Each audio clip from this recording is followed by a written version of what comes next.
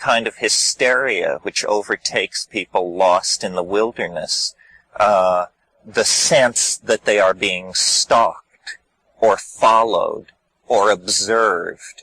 And in its mildest form, I'm sure we all have experienced this. It's the sense of being observed when you know you're alone in the wilderness. We seem to be, we have very strong fight or flight hard wiring in the organism. And we also, when we admitted these biogenically active amines into the diet, we set ourselves up for a kind of undefined frontier between ourselves and the other. Language took its place in that fissure and began to create the earliest images of the other. But antecedent to the image is the feeling. And that was the point that I wanted to make, that in all cases, antecedent to the image is the feeling, the felt presence of immediate reality, which is the unique province of the individual. It is not, we choose to attempt to communicate it, but it is always and forever, by the nature of the situation, ours and ours alone. Well, the idea then that language is a double-edged adaptation that has both served us and betrayed us on different levels needs now to be looked at in the light of the fact that culture is more and more consciously becoming a project carried out in the domain of language by, for instance, propagandists, both governmental and commercial. Reality is more and more in the image. And when we talked about virtual realities and the tendency of technology to create the dream utopias of the unconscious prehistory and shamanism, you see that what is happening is we are, as a global culture, abandoning ourselves in a way to the image because nothing else can be done. There aren't enough resources, there aren't enough metals in the planet to give everyone the kind of standard of living that is enjoyed by the technocratic elites in the West. So instead, there has to be this trade-off in image. Now, this is not something new. We see it reflected in American life over the whole post-war era. Because, I don't know if you've noticed, but in order to make good on the grand promise that was to accrue to the American middle class consequent upon the defeat of fascism, this utopia that was to come to be, for it to happen, it was done tackily. That was the price that was paid. Eric Jantsch said, the question regarding space colonies is not is it possible, but how will we keep it in good taste? And this was a question that was not answered by American culture in the 50s. It was essentially a suburban, modular housing, modular products, modular values, modular lifestyle paradise that was sold as the consequences of the completion of the American dream.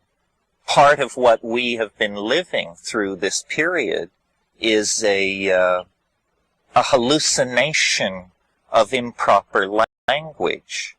I mean, now, because of the changes going on in the Soviet Union, the fiction of our this implacable enemy bent on putting a tank on every street corner in the world is now exposed as a cultural illusion, a fiction. And I'm not entirely persuaded that it was simply all a horrible misunderstanding. It seems to me these illusions played very strongly into the hands of different factions on both sides. Political realism is also a coming to grips with language. You know, the French sociologist Jacques Ellul said, there are no political solutions. There are only technological ones. The rest is propaganda. Well, this, you know, people howl to the high heavens. But, in fact, ideology, which is a kind of street corner form of metaphysics, ideology has been just a pervasive cancer on the Western mind ever since the burning of Eleusis. I mean, we just can't get enough of it to make that look like child's play. Recall to you, just as an example, the Albigensian Crusade, when in order to stamp out a heresy, the Inquisition was turned loose in southern France, and the professional killer who was put in charge of this operation was a career man named Simon de Montfort. And his lieutenants came to him at one point in this campaign and said, we have the city surrounded. We're laying siege to, I believe it was Carcassonne. And they said, but there are 7,000 Catholics within the walls. He said, kill everybody. God will recognize his own. So, you know, the 20th century has not cornered the market on the ways in which language can distort and is used for political purposes to distort reality.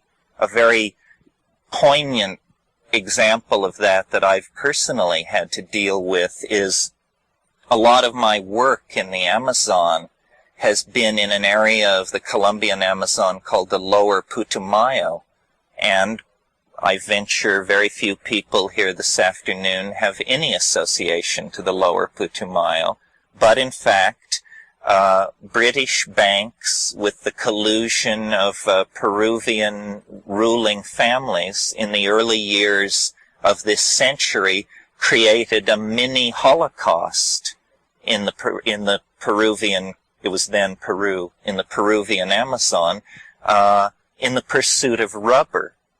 And what this was about was going into these tribal areas and showing these people how to collect wild rubber, and then telling them, you know, you bring in this much.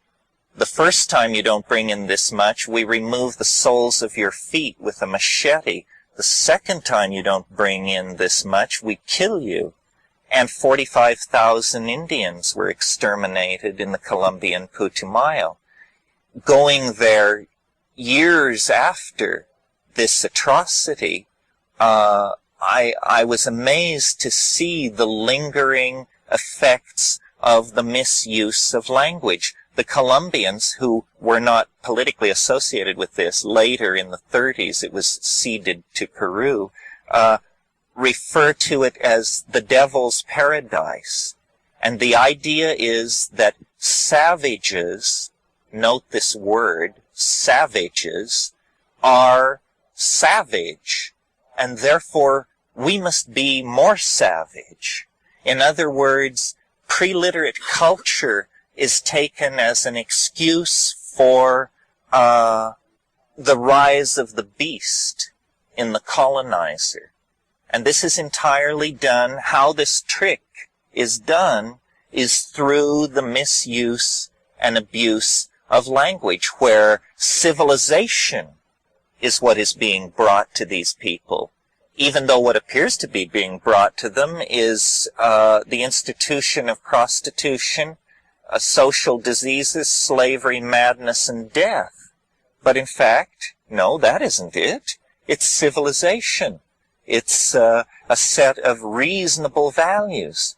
Well, the consequences of working out the reasonable values that were exported into the colonial world throughout the 18th and 19th century, the consequence of that is the appalling contradiction presented by modernity, where the major portion of real wealth of great nations is shoveled into a standing crop of weaponry which had better never be used, because if it is used, it spells Armageddon. If it's not used, it's simply the worst investment anybody ever dreamed of. So this kind of betrayal of language and use of scapegoats, see, that's what was happening with the United States vis-a-vis the Soviet Union. The scapegoat, the godless communist. It's what was happening in the Putumayo between the rubber barons and the Indians they were exploiting. They thought they were civilizing them. So the imaging of the world gives permission for various kinds of relationships to it, and people never question. You know, once they pledge allegiance to a given linguistic model of reality, then that absolves all necessity for further thought. This is what Goebbels understood so perfectly. You repeat and you repeat and you repeat, and then when people ask themselves in the privacy of their own mind the moral question, your answer is on the surface, waiting to be heard. Goebbels was the first person to create a system where, sitting in an office in Berlin, he could throw a switch and speak to the German people. And this McLuhan talked a lot about this, the notion of the creation of the public. What is the public? It's something that comes out of print culture. It's post-medieval. It's a phenomenon that can only exist in the presence of newspapers, essentially. That's what gave it its boost. And the public is a very different thing from the democratic notion of the people, because the public is this body of quote-unquote informed opinion. But this informed opinion is tremendously subject to whim, pressure, propaganda, and distortion. I mean, I don't know how many of you have been following, because we're so isolated here, but what is going on in China is right now totally Orwellian.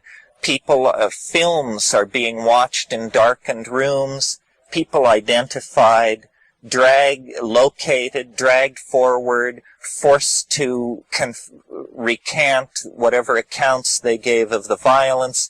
These film clips are being shown side by side on the evening news, where 3 weeks ago we were hearing that the army would never attack the beloved students. Now the army is patriotically rounding up dissidents, hooligans, bandit elements, and those who would destroy the compact between the party and the people.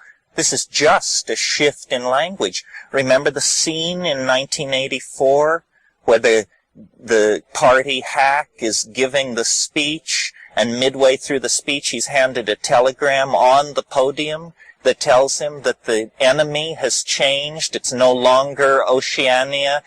They've made peace with Oceania and have begun bombing Eurasia, the other state. And in mid-stride, he doesn't even have to end a paragraph. He can just turn the language and plow off in another direction. Well, is there any cure for this, or are we simply the prisoners, each of us in our own way, of people smarter than ourselves?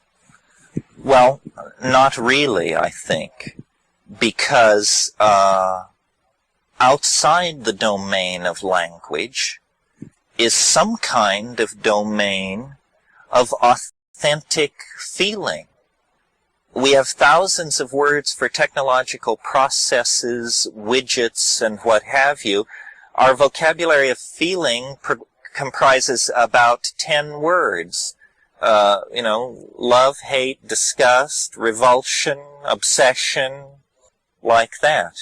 Yet, in the same way that we are capable of this very intensely modulated brain state that translates itself into small mouth noises, we need to be aware of an internal horizon of self-perception that is extremely rich and complicated and shifting all the time. Now that's who we actually are. That is not the top-down values of the culture that we wear like clothing. That's who we are. This is what McLuhan said when he said we wear culture like an overcoat. It's something sold to us. You go out and buy it and you try